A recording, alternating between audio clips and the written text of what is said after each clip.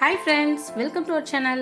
இன்னைக்கு நம்ம சேனல்ல என்ன பார்க்க போறோம்னா ஒரு ரெசிபி வீடியோ தாங்க. என்னன்னு பார்த்தீங்கன்னா சிம்பிளான முறையில் பன்னீர் கிரேவி எப்படி பண்ணுறதா. சாரி ஃப்ரெண்ட்ஸ், என்னால் தொடர்ந்து ரெசிபி வீடியோ போட முடியல. இனிமே கண்டிப்பாக ரெசிபி வீடியோ தான் கண்டிப்பாக வரும்.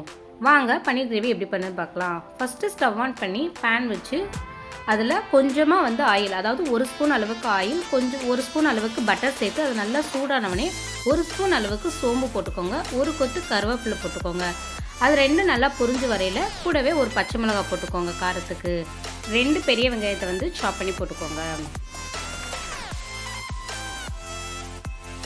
சேர்த்து நல்லா வதக்கி விடுங்க. வெங்காயம் கோல்டன் ப்ரௌன் ஆகிற வரை வெயிட் பண்ணுங்க. ரொம்ப சிம்பிளான டிஷ்ங்க, ஃபாஸ்ட்டாகவே செஞ்சு முடிச்சிடலாம். இப்போ நல்லா வெங்காயம் கோல்டன் ப்ரௌன் ஆயிடுச்சு. இந்த ஸ்டேஜில் ஒரு அரை ஸ்பூன் அளவுக்கு இஞ்சி பூண்டு பேஸ்ட்டு சேர்த்து அதோட ரா ஸ்மெல் போகிற வரை நல்லா வதக்கி விடுங்க.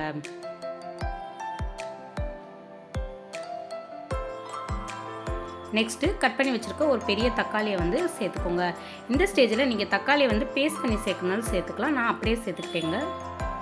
ஏன்னா ஒரு தொக்கு மாதிரி இருக்கும், பார்க்குறக்கே நல்லாயிருக்கும், சாப்பிட்றக்கும் டேஸ்ட் நல்லாயிருக்கும். என் பசங்களுக்கு இந்த மாதிரி செஞ்சு சப்பாத்தி செஞ்சு தந்தால் ரொம்ப பிடிக்கும். அதனால் நான் இந்த ஸ்டைலில் செஞ்சுருக்கேன். இப்போ பார்த்தீங்கன்னா ஒரு ஸ்பூன் அளவுக்கு காஷ்மீரி சில்லி பவுடர் சேர்த்துருக்கேங்க. நீங்கள் நார்மல் சில்லி பவுடர் சேர்க்கணும்னு சேர்த்துக்கலாம். அரை ஸ்பூன் அளவுக்கு மல்லித்தூள் சேர்த்துக்கோங்க. எவரெஸ்ட் கிச்சன் கிங் மசாலா இது ஆப்ஷனலுங்க, உங்கள்கிட்ட இல்லைன்னா விட்டுருங்க. இல்லை சிக்கன் பவுடர் சேர்க்கணும், ஏதாவது ஒரு சிக்கன் பவுடர் ஒரு ஸ்பூன் அளவுக்கு சேர்த்துக்கோங்க. இப்போ டிஷ்ஷுக்கு தேவையான அளவு உப்பு சேர்த்து நல்லா வதக்கி விட்டுக்கோங்க. நெக்ஸ்ட்டு வெங்காயம் வேகிற அளவுக்கு கொஞ்சமாக தண்ணி சேர்த்து மூடி போட்டு நல்லா குக் பண்ணுங்கள். இது ரைஸ் சப்பாத்தி எல்லாத்துக்குமே சூப்பராக காம்பினேஷன் ஆகுங்க. இப்போ பார்த்தீங்கன்னா நமக்கு நல்ல கிரேவி கொதிக்க ஆரம்பிச்சிருச்சு. இன்னும் அதோட ரா ஸ்மெல் போகிற வரையும் அகெயின் மூடி போட்டு குக் பண்ணுங்கள்.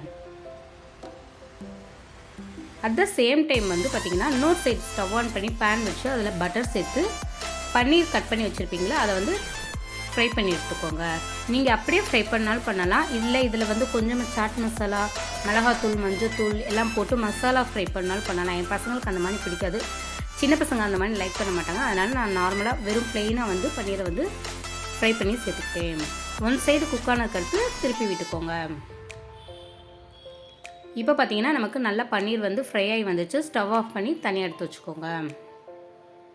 இப்போ கிரேவியும் நமக்கு நல்லா திக்காகி வந்துருச்சுங்க. இந்த ஸ்டேஜில் நம்ம ஃப்ரை பண்ணி வச்சுருந்தா பன்னீரை சேர்த்துட்டோன்னா அவ்வளோதான், கிரேவி ரெடி ஆயிடுச்சு.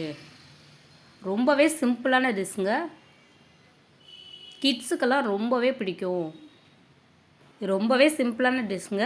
நீங்கள் சப்போஸ் லேட்டாக இருந்துச்சிட்டிங்க, டக்குன்னு ஏதாவது செஞ்சு கொடுக்கணும், வீட்டில் பன்னீர் இருந்துச்சுன்னா இந்த மாதிரி செஞ்சு கொடுங்க. கிரேவி பன்னீர் பட்டர் மசாலானா கொஞ்சம் ப்ராசஸ் அதிகமாக இருக்கும். இது கிரேவி டக்குன்னு தொக்கு டைப்பில் இருக்கனால வேகமாகவே பண்ணிடலாம். இதே மாதிரி உங்கள் கிட்ஸ்க்கு செஞ்சு பார்த்து எப்படி இருந்துச்சுன்னு என்னை மறக்காமல் கமெண்ட் பண்ணுங்கள். இப்போ பார்த்தீங்கன்னா நமக்கு பன்னீர் போட்டதுக்கடுத்து மூடி போட்டு 1 மினிட் குக் பண்ணிக்கோங்க. குக் பண்ணி பார்த்தீங்கன்னா நல்லா ரெடி ஆயிடுச்சு. இந்த ஸ்டேஜில் ஃப்ரெஷ்ஷான கொரியாண்டர் தூவி அகெயின் மூடி போட்டு ஆஃப் பண்ணிடுங்க. அவ்வளோதான் ஃப்ரெண்ட்ஸ், இப்போ நமக்கு சூப்பரான டேஸ்ட்டான பன்னீர் கிரேவி ரெடி ஆயிடுச்சு. இதே மாதிரி உங்கள் வீட்டில் செஞ்சு பார்த்து எப்படி இருந்துச்சுன்னு என்னை மறக்காமல் கமெண்ட் பண்ணுங்கள். இந்த வீடியோ உங்களுக்கு பிடிச்சிருந்துச்சுன்னா உங்கள் ஃப்ரெண்ட்ஸ் அண்ட் ஃபேமிலியோட ஷேர் பண்ண மறந்துடாதீங்க.